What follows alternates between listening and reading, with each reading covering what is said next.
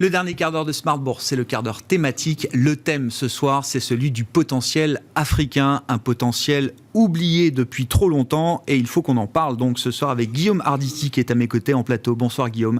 Bonsoir. Bienvenue, merci beaucoup d'être là. Vous êtes spécialiste du continent africain dans son ensemble. Vous êtes fondateur de Belvedere Africa Partners, qui est une société de vous accompagner des clients en Afrique, c'est ça l'idée, Guillaume? Oui, absolument. Voilà. On fournit du conseil en stratégie, en structuration de dette et levée de fonds.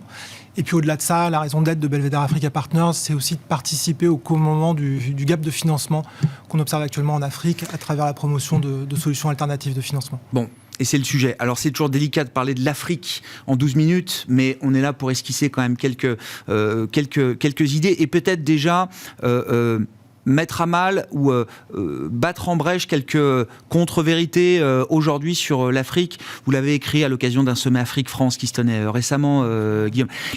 Tout le monde dans la communauté des affaires, dans la communauté des investisseurs, et je parle des investisseurs globaux, pas ceux qui sont spécialisés sur l'Afrique, qui eux, évidemment, investissent en Afrique, c'est leur job. Tout le monde est convaincu du potentiel économique africain. Moi, ça fait 10 ans que j'entends que oui, potentiel économique incroyable. Et c'est sans doute vrai. Sauf que ce potentiel est laissé intact année après année. C'est-à-dire que les investisseurs internationaux, année après année, laissent de côté l'Afrique dans leur radar, dans leur spectre d'investissement. Pourquoi est-ce qu'on en est encore là aujourd'hui, Guillaume ? Non, absolument. Vous soulignez une situation qui est très pertinente. Aujourd'hui, on a une situation qui est très paradoxale. C'est-à-dire que d'un côté, on a une communauté internationale qui est extrêmement allante, qui veut absolument accélérer la réalisation du potentiel africain. D'un autre côté, on a une communauté d'affaires qui voit dans l'Afrique un petit peu la dernière frontière de la croissance, avec d'énormes potentiels dans beaucoup de secteurs. Donc il y a une espèce d'unanimité qui s'est produite, qui s'est faite, je dirais, depuis effectivement une dizaine d'années, où on entend un narratif de plus en plus optimiste et allant sur l'Afrique. Et pourtant, c'est vrai que du point de vue des investisseurs internationaux, on voit quand même qu'il y a un blocage et il y a assez peu de nouveaux intervenants qui arrivent sur le marché. Les indicateurs, alors je ne sais pas quels indicateurs de flux, d'investissements internationaux vous pouvez regarder, mais oui, les chiffres le montrent. Il n'y a pas d'accélération des investissements internationaux vers l'Afrique Alors, en particulier, il n'y a pas eu d'accélération, je dirais, d'investisseurs du secteur privé, en particulier européen et américain. Il y a en revanche eu un retrait partiel, en fait, des banques internationales américaines et européennes, un petit peu dans la suite de la crise de 2008, où l'évolution des ratios prudentiels avait créé des tensions, en fait, et des positions d'arbitrage. Donc c'est vrai qu'on a vu des grands noms qui ont eu tendance à se repositionner sur des marchés Europe, US, Asie. Exactement. Donc ça, c'est vrai que ça a été un aspect. En revanche, on a vu des investisseurs qui se sont développés, évidemment, la Chine, qui, elle, a pris des positions depuis le début des années 2000 et qui a été extrêmement présente sur le continent. Ce à quoi s'est également ajouté un développement des investissements intérieurs. Et puis, évidemment, il y a la présence des banques de développement, mais qui aujourd'hui commence à arriver un petit peu à un seuil, un plateau. Un maximum, ouais. Qu'est-ce qui pénalise encore ? Alors, je ne sais pas, je disais, il y a peut-être des contre-vérités qu'il faut battre en brèche. Qu'est-ce qui pénalise encore les investisseurs globaux quand on leur parle de l'Afrique ? C'est vrai que les sujets inhérents à l'Afrique tournent très vite autour des matières premières, une dépendance mortifère, autour de la géopolitique et des conflits qu'on peut retrouver ici et là sur le continent. On retourne très vite sur les questions de corruption également. Est-ce que ce sont des idées toujours valables aujourd'hui Oui, je crois que vous appuyez exactement sur tous les points qui font mal actuellement. Et en fait, ce que ça met en exergue, c'est qu'aujourd'hui, il y a un décalage entre la perception du risque africain et puis la réalité telle qu'elle est sur le terrain. Voilà. Ça, c'est un écart qui s'est creusé au fur et à mesure que, depuis 20 ans, il y a eu de la croissance en Afrique. D'une certaine façon, on a l'impression parfois que les perceptions sont restées, elles, beaucoup plus figées. Donc vous mentionniez en particulier le risque politique. Ça, c'est vrai que c'est toujours le risque qui arrive en première, au top de la liste des inquiétudes, par exemple, d'investisseurs qui considéreraient bouger sur les marchés africains. Vous mentionnez également le le pétrole, les ressources naturelles, la malédiction des ressources naturelles, c'est très vrai. En fait, dans les deux cas, ce qu'on voit sur des tendances longues, c'est que si par exemple vous regardez la carte du continent africain au milieu des années 80, vous allez vous retrouver avec une carte où quasiment tous les pays sont soit des régimes très durs, autocratiques, ou des zones de conflit. Et si vous la regardez aujourd'hui, vous vous retrouvez avec une mosaïque de couleurs, avec effectivement, il y a des zones qui sont difficiles, on peut penser au Sahel, évidemment, mais il y a aussi des pays qui ont fait une transition démocratique exemplaire. Voilà, on peut mentionner le Ghana, par exemple. D'un point de vue économique, on a un petit peu eu cette même approche. On est resté un petit peu à se dire...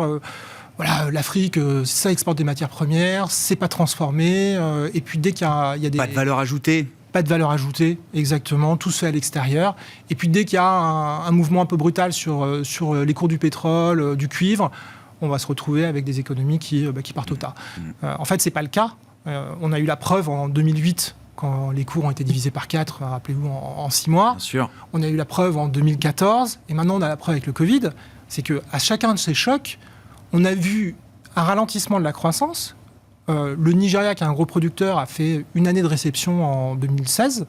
En revanche, il n'y a pas eu de crise majeure. Et à chaque fois, les pays ont rebondi. Et c'est parce que les économies ont structurellement changé sur beaucoup d'aspects. Vous dites que les investisseurs sont en retard. Ils sont restés sur une grille de lecture et d'analyse des années 80, peut-être, quand ils regardent le continent africain aujourd'hui. Non pas que tous les problèmes soient résolus, mais vous dites, il y a quand même des choses qui ont beaucoup évolué par rapport à l'image et à la perception du risque africain qu'on pouvait avoir il y a 10, 20, 30 ans. Je pense qu'en fait, les investisseurs n'ont probablement pas suffisamment prêté attention à ce qui se passait, d'une part. Et ensuite, sont peut-être restés un petit peu dans une vision un peu dichotomique du marché, à savoir, quand on parle d'Afrique, on est d'un côté sur l'aide au développement, de l'autre côté sur du haut risque au rendement. Ouais, c'est ça. Et donc, on a vu des investisseurs qui sont allés sur l'Afrique, mais toujours un petit peu avec cette perspective. Si je vais en Afrique, je vais vraiment prendre des gros risques et je vais avoir des gros gains. Inversement. Aujourd'hui, il y a un chemin tout à fait... Pour un risk-reward plus équilibré, plus standard. Exactement. Plus standard. Et avec, comparativement à ce qu'on peut trouver sur nos propres marchés, en revanche, des écarts qui sont extrêmement significatifs et en faveur, évidemment, des marchés africains. Stratégiquement, comment on peut aborder la question quand on discute alors avec des investisseurs ou des opérateurs occidentaux?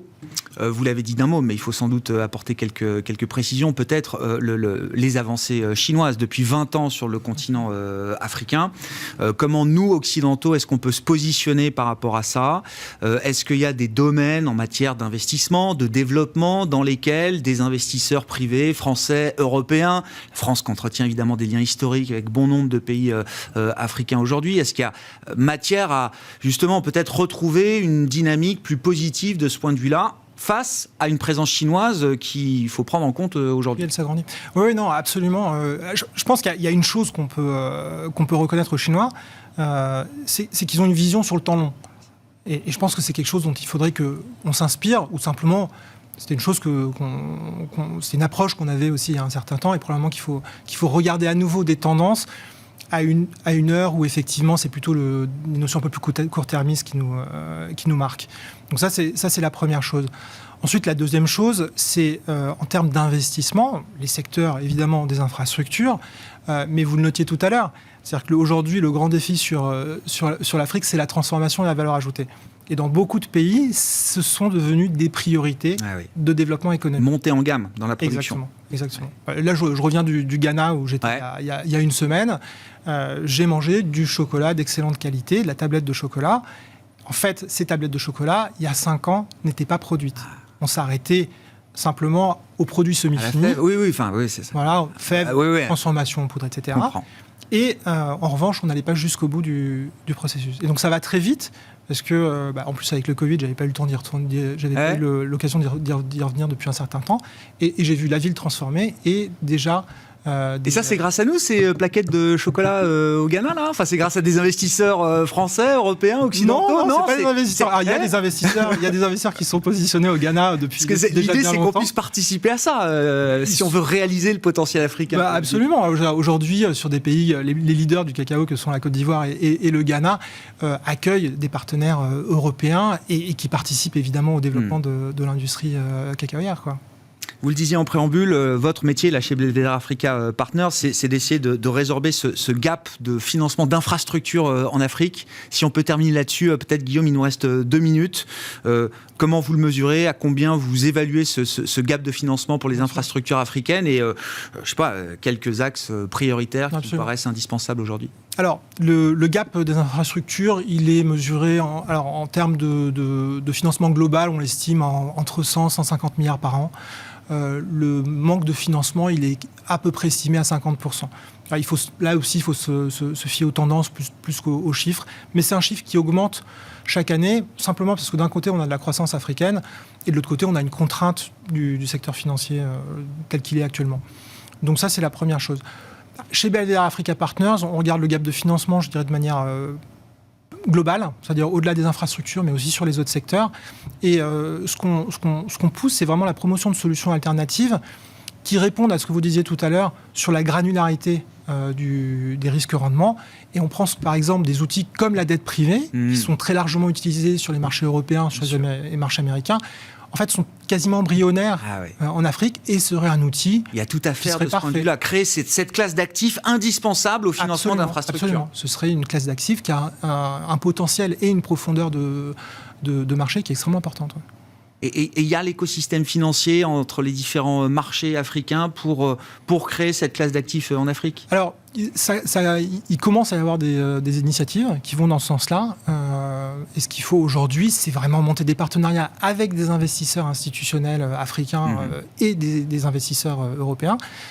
Les uns et les autres créant des synergies. Les investisseurs de ce côté de la Méditerranée apportant une certaine puissance de frappe financière. Les investisseurs africains apportent une connaissance du terrain qui est incomparable, forcément. Merci beaucoup Guillaume d'être venu nous parler de l'Afrique pendant un peu plus de 12 minutes ce soir dans le quart d'heure thématique de Smart Bourse. Guillaume Arditi, on vous retrouvera, on va essayer de suivre un peu avec vous l'histoire africaine dans les prochains mois et au cours de cette saison de Smart Bourse. Guillaume Arditi, le fondateur de Belvedere Africa Partners, qui est avec nous ce soir en plateau dans le dernier quart d'heure de Smart Bourse. Ainsi se termine cette émission. On se retrouve demain en direct à 12h30 sur Bismart.